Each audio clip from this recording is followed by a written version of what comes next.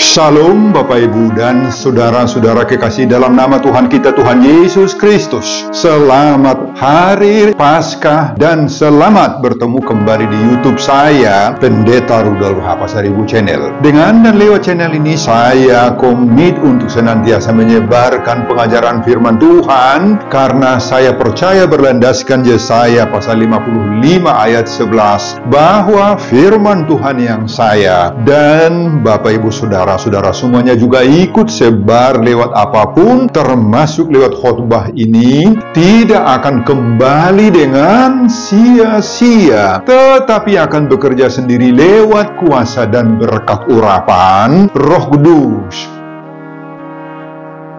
Mari Bapak Ibu, saudara-saudara semuanya, saya ajak membantu saya menyebarkan pengajaran firman Tuhan. Khotbah di ibadah perayaan Paskah kedua memperingati kebangkitan Yesus Kristus. Senin 21 April 2025. Terambil dari kitab Mazmur pasal 118 ayat 13 sampai 18. Dan epistel dari 1 Korintus pasal 15 ayat 19 sampai 26. Diikat oleh topik atau tema hidup untuk menceritakan perbuatan-perbuatan Tuhan. Dalam bahasa Batak Toba dituliskan mengolu pajojor akapabahenan ni debata. Saya baca untuk kita, simaklah pembacaan firman Tuhan berikut ini. Judul perikop Mazmur pasal 118 ayat 1 sampai 29, nyanyian puji-pujian. Khotbah kita dari ayat 13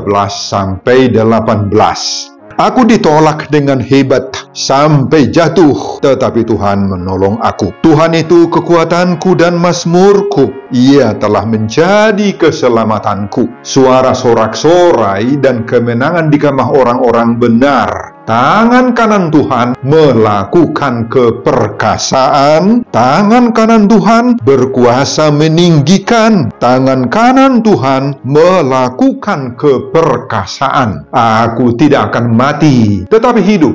Dan aku akan menceritakan perbuatan-perbuatan Tuhan. Tuhan telah menghajar aku dengan keras, tetapi Ia tidak menyerahkan aku kepada maut.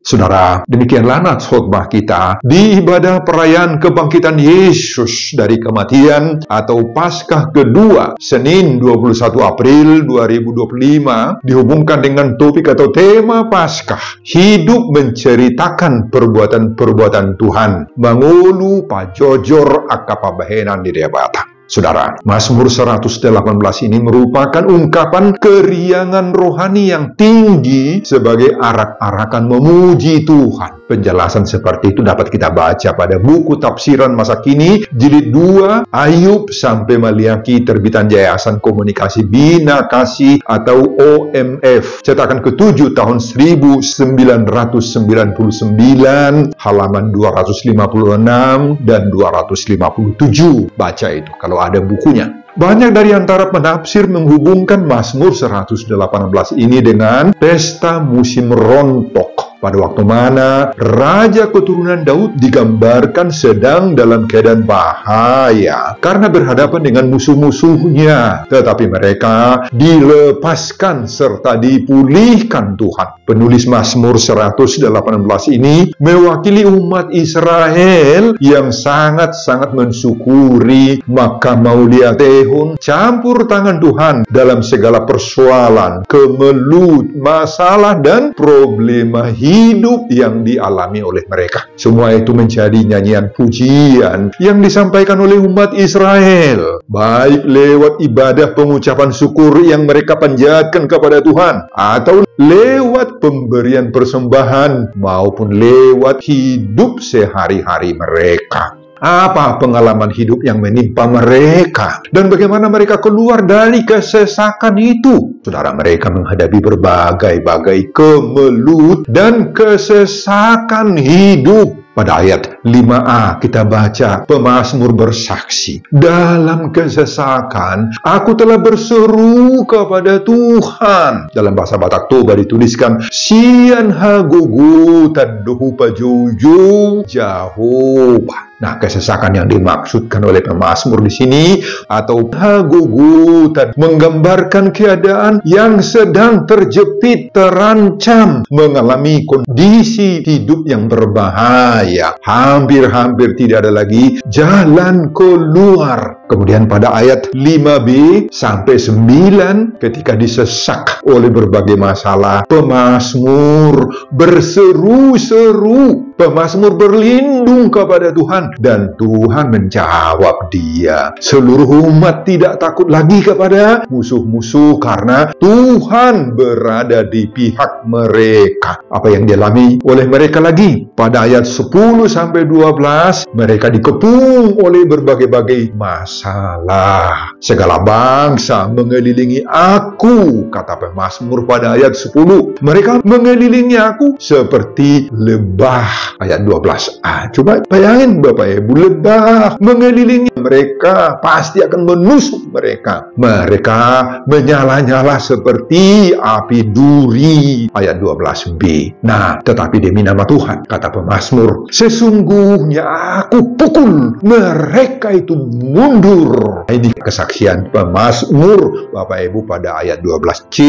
Nah, itulah pengalaman pemazmur mewakili umat Israel sebelum nats khotbah kita. Dan pada nats khotbah kita ayat 13 sampai 18, pemazmur menyaksikan beberapa hal lagi, bahwa pada ayat 13, aku ditolak dengan hebat sampai jatuh rebah, tetapi Tuhan menolong aku, kata pemazmur. Tuhan tidak membiarkan dia, orang Israel, jatuh Bapak Ibu. Tuhan tolong dia. Pada ayat 14 dan seterusnya, Tuhan itulah kekuatan keselamatan umatnya, sebagaimana kesaksian pemazmur di sini. Tangan kanan Tuhan melakukan keperkasaan, tangan kanan Tuhan berkuasa meninggikan. Aku tidak akan mati, tetapi hidup, kata pemazmur. Saudara, 3 kali pemazmur mengatakan di sana kehebatan Tuhan itu dengan sebutan tangan kanan Tuhan. Tahu saudara apa arti dari tangan kanan? Kalau disebut tangan kanan presiden, apa artinya? Artinya orang yang diberi mandat, kuasa yang hebat, punya power yang khusus yang tidak ada pada orang lain. Apalagi kalau disebut tangan kanan Tuhan. Nah, tangan kanan Tuhan yang seperti itu hebatnya lah yang dirasakan pemazmur. Melindungi dia, melindungi umat Israel, melindungi orang percaya, menjadi selamat dari segala rongrongan kuasa-kuasa yang mau menjatuhkan dirinya. Nah, Bapak Ibu, itu sebabnya pemazmur bertekad harus menyaksikan dan menceritakan perbuatan-perbuatan Tuhan dan mendorong semua orang. Untuk apa? Agar di kemah orang-orang benar itu berkumandanglah sorak-sorai, agar membukakan pintu gerbang kebenaran, dan agar semua orang benar itu mau mengucap syukur kepada Tuhan. Nah, Bapak Ibu dan saudara-saudara, pengalaman pemazmur ini merupakan bayangan dari apa yang dilakukan oleh Yesus Kristus yang mati di kayu salib dan kemudian bangkit. Itulah yang kita rayakan saat ini. Lewat kematiannya dan apalagi dengan kebangkitannya, dia telah mengalahkan kematian itu dan memberi orang percaya, memberi kita semua keselamatan yang sempurna. Kematian Yesus itulah yang mematikan kematian orang percaya. Dalam bahasa Latin lebih terkenal desto destot. Nah, lewat kesaksian pemazmur ini Bapak Ibu dalam khotbah ini, dan khususnya mengingat kembali peristiwa agung yang terjadi dalam diri Yesus, kebangkitan Yesus Kristus, maka kita semua orang percaya didorong agar hidup kita selalu menceritakan perbuatan Tuhan, mengulu pajojor akapa bahenan di debata, sebagaimana topik atau tema perayaan kebangkitan Yesus Paskah kedua di hari Senin 21 April 2025. Amin Bapak Ibu dan saudara-saudara. Nah, saudara, itulah isi khotbah kita di ibadah perayaan kebangkitan Yesus atau Paskah kedua di hari Senin 21 April 2025, dihubungkan dengan topik atau tema Paskah, hidup menceritakan perbuatan-perbuatan Tuhan, mengulu pajojor akapa bahenan di debata. Apa? Pengajaran Tuhan bagi kita lewat khotbah ini, Bapak Ibu. Pengajaran pertama, saat menghadapi bermacam-macam kesesakan hidup, berseru-serulah kepada Tuhan. Nah, Bapak Ibu, mari kita belajar dari pemazmur dan juga Yesus ketika diperhadapkan dengan berbagai-bagai kesesakan, kemelut, dan ancaman hidup. Pertama, dari pemazmur, apa yang dialami pada ayat 5 ditulis di sini. Dalam kesesakan, aku telah berseru kepada Tuhan. Tuhan telah menjawab aku dengan memberi kelegaan. Saudara, kesesakan yang dialami oleh pemazmur di sini digambarkan dalam bahasa Ibrani telipis. Apa itu telipis? Yang secara hurufiah berarti uap yang panas. Yaitu keadaan terjepit, terancam. Keadaan saat mengalami jalan buntu. Sepertinya nggak ada lagi jalan keluar. Itu telipis, itu kesesakan. Banyak yang membenci, banyak yang mencemooh dan mencibiri dia. Dalam bahasa Batak tuh, gudang napa sidik-siding ibana. Gudang nama bursikon ibana. Yang merasa jijik kepada pemazmur ini. Nah, untuk menghadapi semua kesesakan itu, pemazmur berseru kepada Tuhan. Apa artinya berseru? Di sini itu diterjemahkan dari bahasa Ibrani kara. Seruan khusus yang sangat-sangat jelas, sangat terang kepada seorang atau penguasa. Nah, kemudian kita lihat yang kedua, Yesus Kristus. Apa penderitaan yang Yesus alami? Dalam Markus 14 ayat 33, ketika di Getsemani bersama Petrus, Yohanes, dan Yakobus, dicatat, ia sangat takut dan gemetar. Dalam bahasa Batak Toba ditulis, dungi biahaton ma Yesus jala bobonosan. Ini realitas yang dihadapi, dialami oleh Yesus sendiri. Nah, untuk semua ancaman ini, Yesus berdoa sungguh-sungguh. Pada Matius 28 ayat 39, Yesus berkata dalam doanya, ya Bapakku, jikalau sekiranya mungkin, biarlah cawan ini lalu daripada aku. Ada permintaan Yesus, namun Yesus tidak memaksakan dirinya kehendaknya. Di sana dikatakan, tetapi janganlah seperti yang ku kehendaki, melainkan seperti yang engkau kehendaki. Saudara, doa inilah yang membuat pemazmur dan Yesus Kristus bertahan, berkekuatan menghadapi semua kesesakan-kesesakan hidup itu. Itu sebabnya pemazmur bisa berkata, Bapak Ibu, Tuhan di pihakku, aku tidak akan takut. Apakah yang dapat dilakukan manusia terhadap aku? Terjemahan bahasa Batak Toba mengatakan, dang biarau, tungahama tagamun baheno di colma. Wow. Doalah yang menghalau semua rasa takut, rasa galau cemas yang selama ini menghantui pikiran pemazmur, dan timbul kembali semangat baru serta gairah hidupnya. Mari Bapak, Ibu, dan saudara-saudara, kita tiru pemazmur ini yang mau berseru-seru kepada Tuhan. Seruan doa yang bertalu-talu kepada Tuhan akan mengubah rasa takut, gelisah, mengubah gamang dan gentar itu dengan pengharapan-pengharapan baru, dengan semangat baru, mengubah rasa pesimistis menjadi optimisme yang kuat.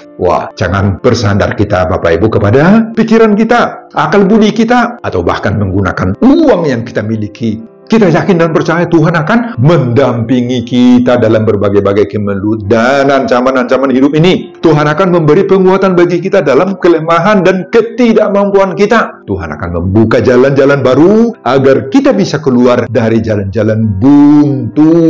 Amin, Bapak Ibu dan saudara-saudara. Semoga demikian. Mari kita sampaikan kepada Tuhan, Bapak Ibu. Sekali lagi, hanya kepada Tuhan saja. Kita tidak perlu menyampaikan semua isi hati, pergumulan, kepahitan hidup yang kita alami itu kepada orang lain. Kenapa? Karena mereka belum tentu menjadi kawan kita. Justru bisa sebaliknya menjadi lawan kita. Jangan juga membeber-beberkan pengalaman-pengalaman pahit kita itu di medsos, di Facebook, di status WhatsApp kita, sebagaimana sudah menjadi kebiasaan lazim dilakukan oleh banyak orang di zaman sekarang ini, Bapak Ibu. Justru sebaliknya, hidup kita harus selalu menceritakan perbuatan-perbuatan Tuhan. Mengulu pajojor aka pambahenan di debata mahita kepada semua orang. Dan semuanya untuk kemuliaan kebesaran Tuhan. Sebagaimana topik perayaan kebangkitan Yesus atau Paskah kedua di hari Senin 21 April 2025. Amin Bapak Ibu dan saudara-saudara. Pengajaran kedua, kuasa dan kekuatan Tuhanlah yang menjamin keselamatan kita. Saudara, inilah yang diserukan oleh pemazmur, bahwa kuasa dan kekuatan dari Tuhan sendirilah yang menjamin keselamatan dan kelepasan bagi hidupnya. Saudara, setelah pemazmur membeberkan bagaimana sikap dan kekejaman musuh-musuhnya selama ini yang digambarkan sebagaimana dalam ayat 10. Apa ayat 10? Segala bangsa mengelilingi aku, kata pemazmur. Pada ayat 12, mereka mengelilingi aku seperti lebah. Mereka menyala-nyala seperti api duri.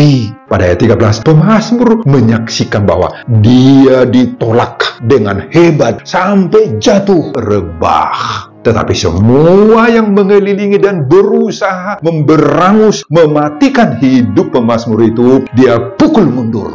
Oh, Bapak Ibu, ada 3 kali disebut kalimat ini. Sesungguhnya aku pukul mereka mundur. Ayat 10, ayat 11, ayat 12. Wah, kenapa begitu hebatnya kemampuan pemazmur sehingga bisa memukul mundur semua orang, semua kelompok, semua lawan-lawan, semua musuh yang berusaha memusnahkan dia. Kok bisa dia pukul mundur lawan-lawannya semuanya? Dari mana kekuatan pemazmur itu? Saudara, jawabannya, karena dia mendapatkan pertolongan Tuhan. Ayat 13. Karena Tuhan itulah kekuatannya dan keselamatannya. Ayat 14. Itulah khotbah kita itu. Bapak, Ibu, dan saudara-saudara, jangan kita juga sering sekali menghadapi berbagai-bagai kesesakan, telipis, uap yang panas, yakni ancaman hidup sebagaimana dialami oleh pemazmur ini. Jangan-jangan kita menghadapi banyak masalah kerja, ancaman-ancaman PHK, desakan hutang piutang yang sulit sekali kita selesaikan, ancaman sakit penyakit yang silih berganti, mendesak, merusak kesehatan kita. Nah, dalam hubungan dengan saudara, teman, keluarga, banyak yang membuat sakit hati kita toh. Udah nama bejuk rohata, banyak yang menteror kita, menjauhkan kita, menuduh kita macam-macam, memfitnah, bahkan mencibiri atau menuding kita dengan hal-hal yang tidak benar.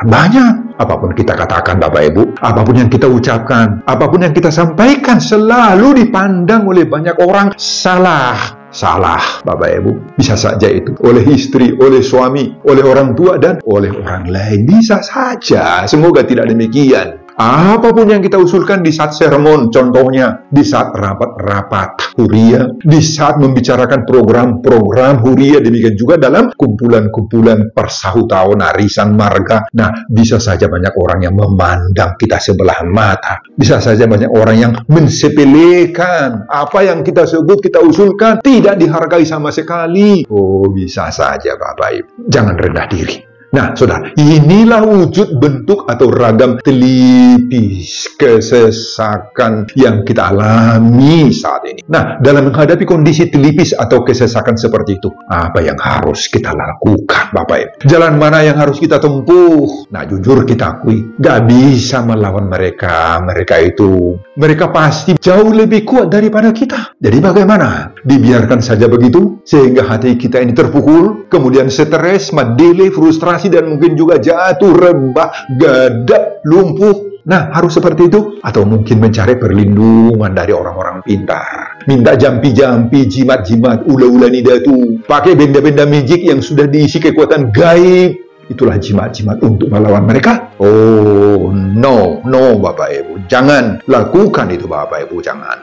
Tetapi, katakan seperti pemazmur. Dalam ayat 13-14 ini, apa yang dikatakan oleh pemazmur, itu yang harus kita tiru. Tuhan penolongku, Tuhan kekuatanku, Tuhan keselamatanku.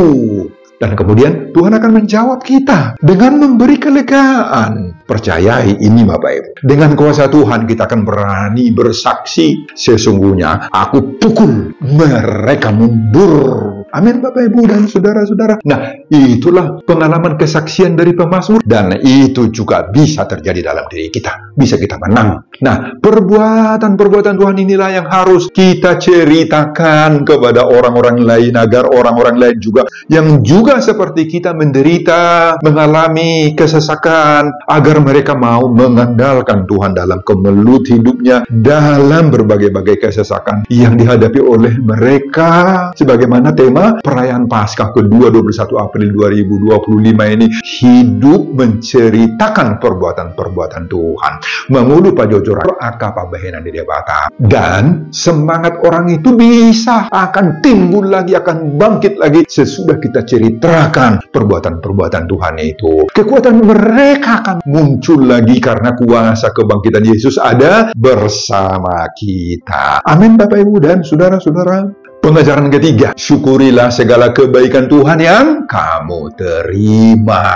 Saudara, itulah yang dilakukan oleh pemazmur pada ayat 21, meskipun tidak ikut lagi dalam khotbah kita, Bapak Ibu. Tetapi sangat-sangat berkaitan erat dengan nats khotbah kita juga. Gak bisa dipisahkan. Di sana pemazmur mengatakan, aku bersyukur kepadamu sebab engkau telah menjawab aku dan telah menjadi keselamatanku. Semua pendampingan Tuhan atas diri pemazmur pada ayat 14 sampai 18 itu Bapak Ibu menjadi ucapan syukur yang begitu indah dalam hidupnya, dan itu yang kita dapat dalam khotbah ini. Nah Bapak Ibu dan saudara-saudara, mensyukuri kebaikan Tuhan selalu harus merupakan bagian dari hidup orang beriman. Tidak boleh diabaikan. Dan terus terang, inilah yang sering sekali menjadi sangat sulit bagi banyak orang. Kenapa bisa sangat sulit Bapak Ibu? Karena tidak sedikit orang yang beranggapan bahwa apabila dia sukses dalam usaha, dalam pekerjaan, dalam bisnis, dalam karir, dalam pendidikan, dan lain-lain, maka dia bisa merasa bahwa dirinya lah yang membuat semuanya itu terjadi. Merasa semua itu karena usahanya yang hebat, karena kegigihannya menekuni bidang kerjanya. Dia tidak pernah sadar bahwa kalau hanya mengandalkan kemampuan dirinya, pikirannya sendiri yang sangat terbatas itu, dia tidak akan pernah mampu berbuat apapun untuk sukses. Dia tidak pernah menghubungkan atau mensangkut pautkan pekerjaannya, keberhasilan bisnis yang dia kelola itu dengan doa, dengan kuasa Allah. Justru sebaliknya, dia menjadi sombong. Dia merasa dirinya hebat. Saudara, orang seperti ini tidak akan pernah sadar bahwa semua keberhasilannya itu merupakan anugerah, berkat-berkat, dan atas keizinan daripada Tuhan sendiri terjadi. Tidak akan pernah orang seperti itu sadar, Bapak Ibu, bahwa dia harus mengucap syukur kepada Tuhan atas semua keberhasilannya. Nah, jauhkan sikap-sikap seperti itu. Saudara, khotbah kita di Paskah yang kedua ini menyadarkan kita bahwa semua keberhasilan kita itu adalah berkat, adalah karya Tuhan dalam diri kita. Sadari itu Bapak Ibu. Itu sebabnya pemazmur menutup pujiannya dengan menyerukan, bersyukurlah kepada Tuhan sebab Ia baik, bahwasanya untuk selama-lamanya kasih setianya.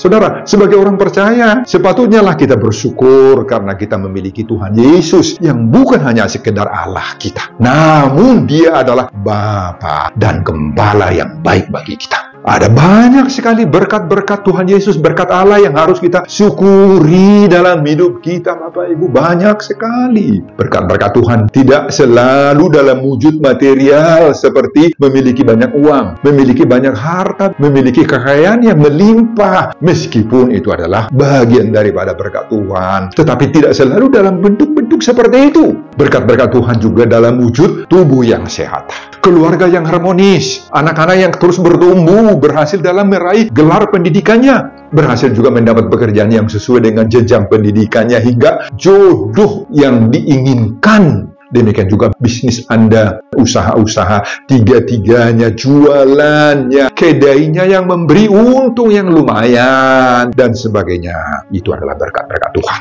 Semua itu sangat baik. Itulah berkat Tuhan bagimu, dan kita harus syukuri itu semuanya, hargai itu semuanya. Dan penghargaan serta syukur kita atas semua berkat-berkat Tuhan itu akan kita nampakkan itu, tunjukkan dan realisasikan itu dengan menceritakan perbuatan-perbuatan Tuhan, mengulu pajojor raka pabahenan di debatama mulut tahun, sebagaimana seruan topik atau tema perayaan Paskah kedua Senin 21 April 2025 ini. Amin. Bapak Ibu dan saudara-saudara, selamat hari Paskah bagi kita semuanya. Sebelum saya mengakhiri khotbah ini kembali, saya mengajak Bapak Ibu dan saudara-saudara untuk membantu saya menyebarkan firman Tuhan. Khotbah di ibadah perayaan kebangkitan Yesus Paskah kedua Senin 21 April 2025 ini dari kitab Mazmur pasal 118 ayat 13 sampai 18. Agar kita hidup menceritakan perbuatan-perbuatan Tuhan, mangulu pajojo raka pabahenan di debata, termotivasi lewat khotbah ini.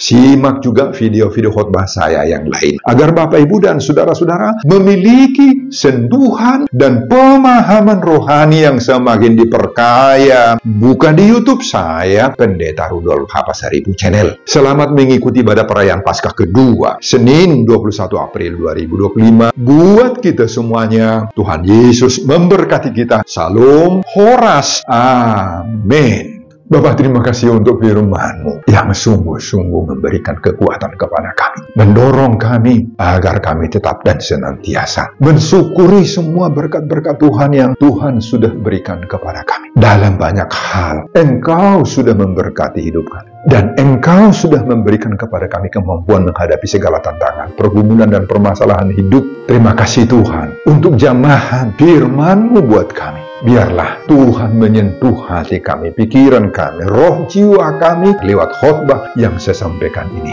agar supaya khotbah ini menjadi pengajaran berharga bagi kami semua. Berkati hamba-Mu dalam mempersiapkan khotbah-khotbah berikutnya. Semuanya untuk kemuliaan Tuhan. Amin.